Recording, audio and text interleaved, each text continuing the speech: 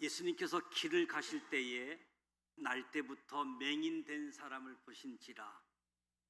날 때부터 맹인된 사람, 많은 사람들이 그곳에 있었지만 예수님께서 날 때부터 맹인된 사람을 보았습니다.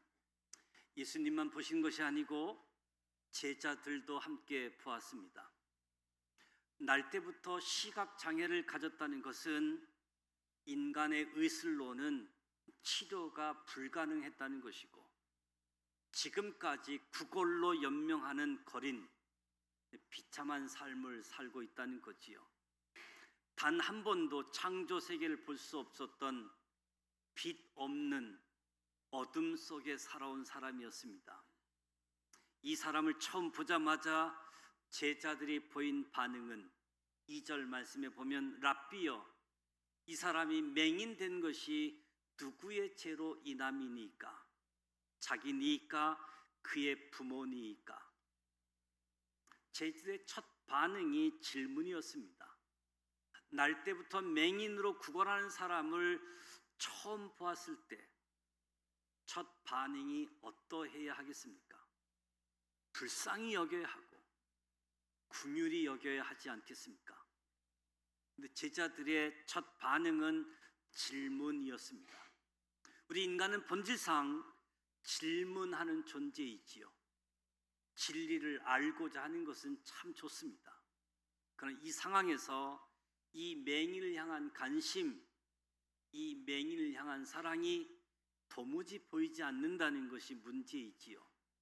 사람에 대한 관심은 없고 진리에 대한 관심만 있었습니다. 맹인으로 난 것이 누구의 죄입니까? 자기의 죄입니까? 부모의 죄입니까? 이 말을 맹인이 들었을까요? 못 들었을까요? 맹인은 앞을 볼 수 없기 때문에 특별히 청각, 듣는 기능이 발달했습니다. 맹인으로 난 것이 누구의 죄 때문입니까? 이 말을 분명히 들었을 겁니다. 18절 말씀에 보면 부모님이 살아계심을 확인하게 되어집니다. 물론 제자들이 아기를 가지고 질문한 것은 아니지요. 당시 사람들은 누군가 장애를 가지고 태어나면 본인의 죄이거나 부모의 죄 때문이라고 상식적으로 생각했던 시대였습니다.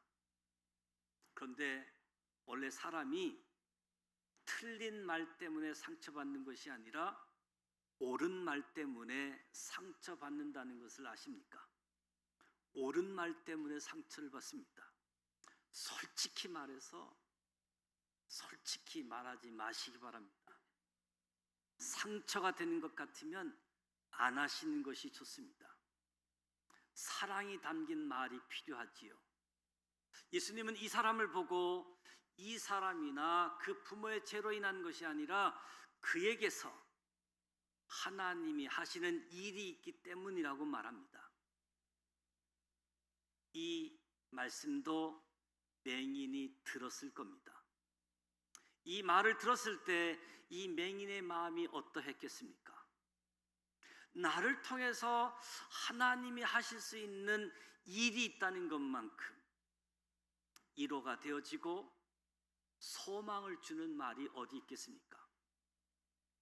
우리의 언어, 우리의 입술은 어떻습니까? 그냥 옳은 말만 하여 사람들에게 상처를 주는 제자들의 입술을 담지는 않았습니까? 아니면 그 사람을 살리고 격려해주고 세워주는 예수님의 입술을 닮아가고 있습니까? 우리 모두에게 예수님을 닮는 은혜가 있기를 축복합니다. 이렇게도 설명할 수 있습니다. 제자들은 이 사람의 과거에 관심이 많았습니다. 이 사람이 이렇게 된 원인이 무엇인지, 과거에 어떠했는지에 집중하고 있습니다. 그런데 예수님의 관심사는 과거가 아니라 미래였습니다. 하나님이 이 사람을 통하여 하실 일에 관심, 미래였습니다. 사탄은 저와 여러분의 과거에 관심이 많습니다. 사탄이 주로 우리를 공격하는 것은 우리가 과거에 지은 죄이지요. 너 과거에 그러했잖아. 너 그 죄 지었잖아. 사탄이 언제나 물고 늘어지는 것은 우리의 과거입니다. 사탄이 왜 우리의 과거를 물고 늘어지는지 아십니까? 사탄에게는 미래가 없기 때문이지요. 사탄은 미래의 패배가 예정된 존재이기 때문에 과거만 물고 늘어지는 겁니다.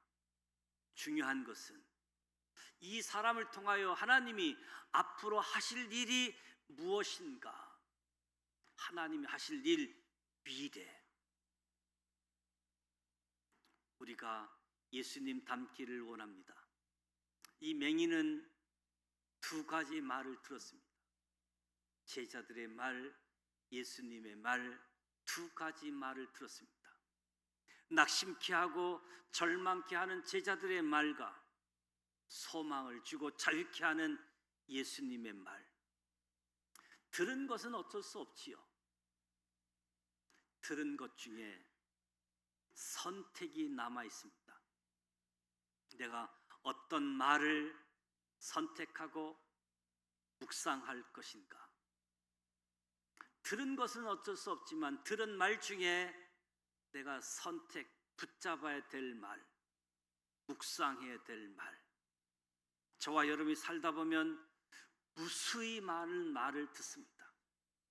격려해주고 세워주고 힘을 주는 말을 듣는가 하면 낙심케 하고 절망케 하는 말도 듣게 되어집니다.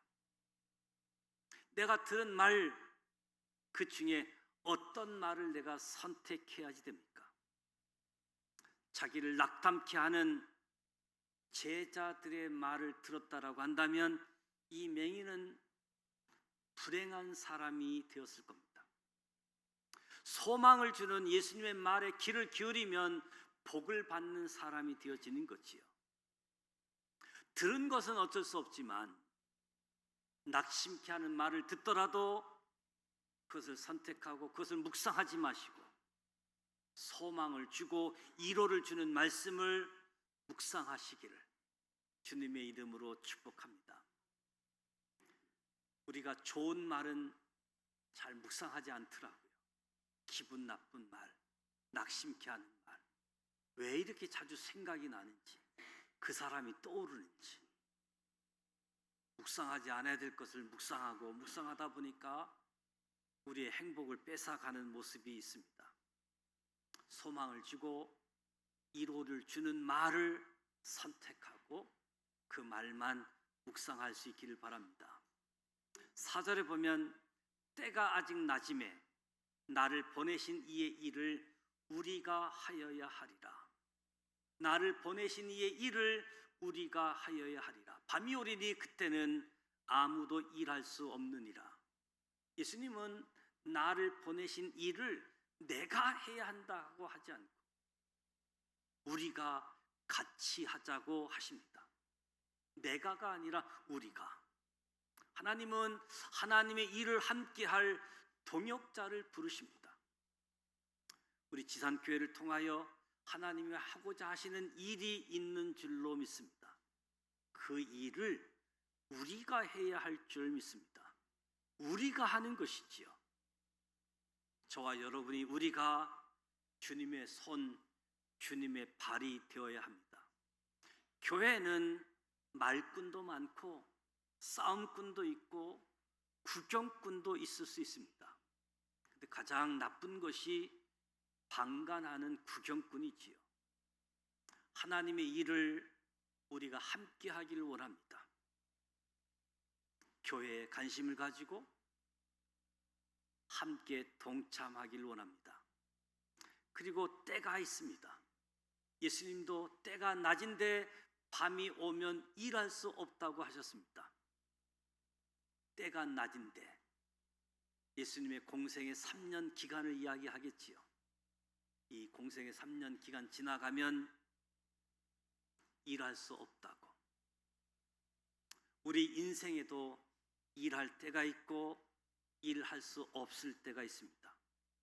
우리 인생에서 가장 젊을 때는 바로 지금이지요. 이왕이면 지금, 가장 젊을 때 하나님의 일을 하시기 바랍니다. 뒤로 미루지 마시기 바랍니다. 100세 시대, 120세 시대를 살아가는데 나이 많다고 미루지 마시기 바랍니다. 나이 많으신 분도 지금이 가장 젊을 때입니다. 젊을 때 하나님 일하시기 바랍니다. 6절에 이 말씀을 하시고 땅에 침을 뱉어 진흙을 이겨 그의 눈에 바르시고 실로암 못에 가서 씻으라. 예수님이 흥미롭고 독특한 방법으로 고치십니다. 침을 뱉는다라고 하는 것은 그리 긍정적인 행위가 아니지요. 예수님이 순환을 당하실 때도 사람들이 예수님께 침을 뱉었습니다. 예수님이 침을 뱉어 진흙을 이겨 맹인의 눈에 바르셨습니다. 그런데 실로암 못에 가서 씻으면 낫게 된다고 말씀합니다. 왜 하필 실로암 못이었을까요? 왜 실로암 못에 가서 씻으라고 했을까요? 실로암의 뜻은 보냄을 받았다라는 뜻입니다.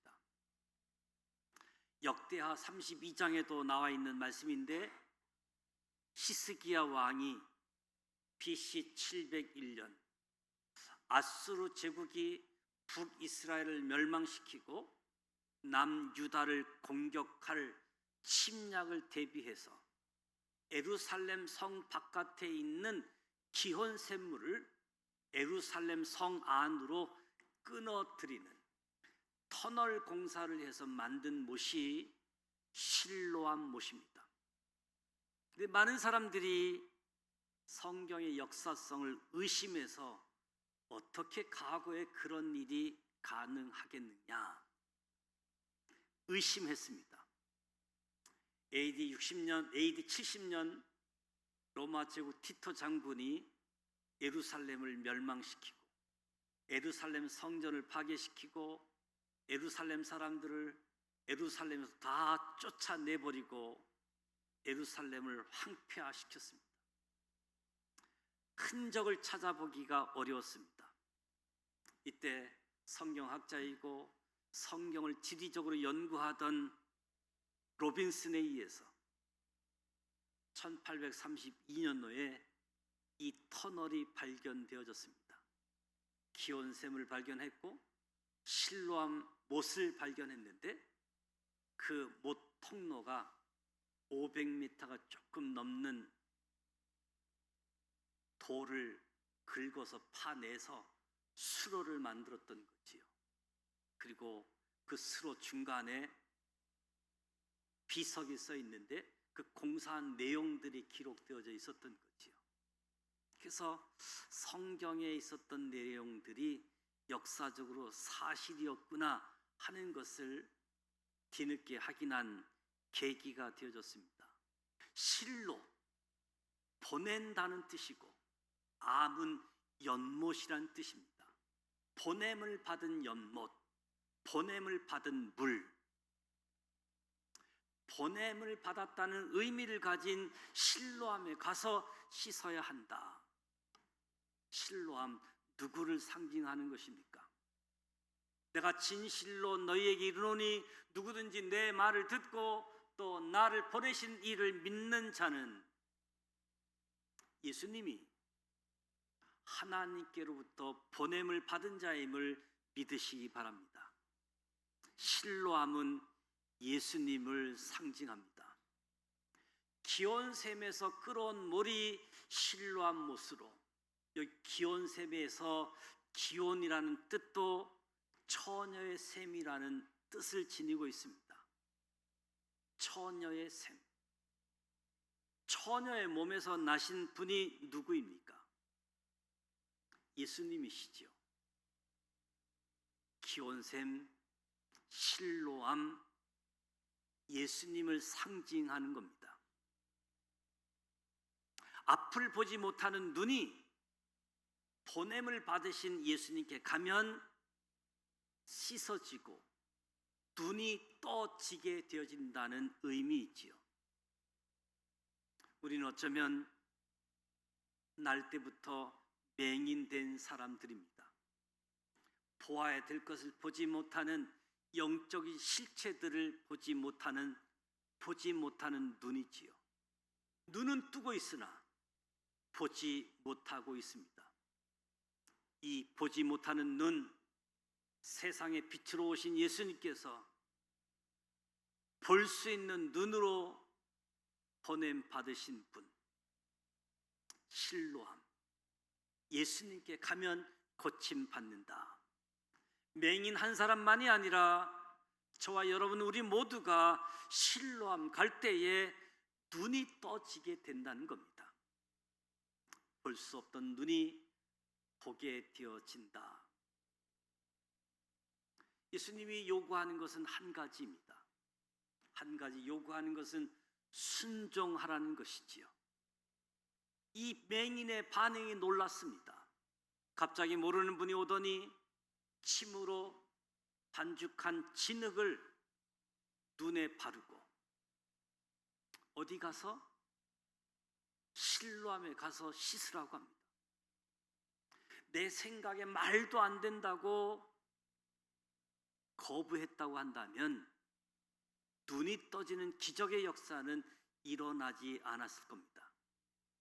믿음과 기적은 언제나 순종과 동반되어서 일어난다는 거지요. 내 생각과 다른 하나님의 말씀에 순종하는 것이 믿음이고, 순종하는 믿음, 그때 하나님의 역사가 우리 가운데도 나타나게 되어집니다. 베드로도 그렇게 했습니다. 밤새 한 마리도 잡지 못한 상태에서 예수님이 베드로에게 깊은 데로 가서 그물을 내려 고기를 잡으라. 고기 잡는 일에 비전문가인 예수님이 고기 잡는 일에 전문가인 베드로에게 깊은 데로 가서 그물을 내려 고기를 잡으라. 베드로의 입장에 있어서는, 전문가의 입장에 있어서는 납득 이해가 되는 않는 말씀이지만 베드로가 이야기합니다. 밤이 새도록 수고하였을 때 잡은 것이 없지만은 말씀에 의지하여 내가 그물을 내리겠나이다. 베드로가 그렇게 순종했더니 그물이 찢어질 정도로 많은 고기를 잡았습니다. 믿음이 무엇입니까? 순종하는 것입니다.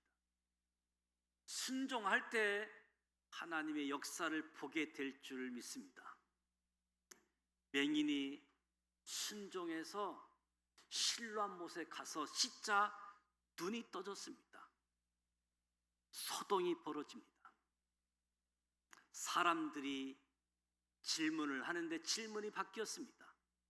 처음에는 누구 죄 때문에 맹인이 되었느냐라고 했는데 이제는 10절과 12절 말씀에 보면 내 눈이 어떻게 떠졌느냐, 너를 고쳐준 그가 어디 있느냐, 질문이 바뀌었습니다. 저와 여러분이 예수님을 만나서 우리의 인생이 변화되어질 때 저와 여러분을 향한 다른 사람들의 질문도 바뀌어질 겁니다. 누군가가 저와 여러분에게 이렇게 물어봤으면 좋겠습니다. 어떻게 믿게 되었느냐? 어떻게 하면 그 예수님을 만날 수 있느냐? 저와 여러분의 고침받은, 저와 여러분의 변화받은 삶을 통해서 다른 사람들이 질문하게, 어떻게 믿게 되었느냐? 어떻게 하면 그 예수님을 믿을 수 있느냐? 이 질문을 받으시고 질문을 받을 때 맹인처럼 담대하게 고백하십시오. 맹인이 25절에 이야기합니다. 한 가지 아는 것은 내가 맹인으로 있다가 지금 보는 그것이니이다. 우리가 예수님을 믿는다고 해서 모든 것을 다 아는 것은 아니지요. 모르는 것은 여전히 모릅니다. 그러나 한 가지 아는 것은 내가 지금까지 보지 못했으나 지금은 본다는 것입니다. 저와 여러분도 이렇게 담대하게 고백할 수 있기를 바랍니다. 내가 예수님을 만나기 전에는 이러이러한 삶을 살았는데 예수님을 만난 후 이렇게 변화되어졌다. 그 이야기를 들을 때마다 어떻게 믿었는지, 어떻게 하면 예수를 믿을 수 있는지 답을 얻을 수 있는, 저와 여러분의 고침받은 삶, 저와 여러분의 변화받은 삶, 저와 여러분의 예수님 만난 삶을 담대하게 고백할 수 있기를 바랍니다. 어둠 속을 살던 한 사람의 삶에 세상의 빛 대신 빛이 찾아든 그 현장에 배울 교훈이 있습니다. 사람에 대한 관심이 없고 진리만 따지는 제자들의 입술이 아니라 사람을 살려내고 세워주는 예수님의 입술, 예수님의 언어를 닮아 가십시다. 과거를 묻는 사탄의 방식이 아니라 미래를 향한 예수님의 시선으로 내 이웃을 바라보십시다.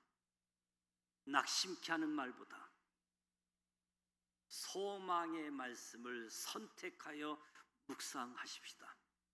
들은 말은 어쩔 수 없지만 내가 들은 말 중에 낙심케 하는 말이 아니라 소망을 주는, 격려해 주는 그 말을 선택해서 그 말을 묵상하십시다. 하나님의 일을 지금 가장 젊을 때 지금 함께 하시기 바랍니다. 뒤로 미루지 마시기 바랍니다. 믿음은 순종입니다. 말씀에 의지하여 순종할 때 하나님의 역사, 기적이 나타나게 되어집니다. 세상은 그에게 관심이 없었지만 예수님만은 그에게 관심을 보였습니다. 성전 바로 아래 사람들이 가장 많이 모이는 곳에서 구걸하는 자리, 많은 사람들이 있었지만 예수님만 그에게 관심을 보이셨습니다. 주님의 시선이 어디에 또 누구에 머물고 있는지 우리도 헤아리면서 세상이 관심 갖지 않는 이웃들을 함께 돌아보며 관심 가지며 하나님의 사랑을, 하나님의 은혜를 나눌 수 있는 우리 모두가 되시기를 주님의 이름으로 축복합니다.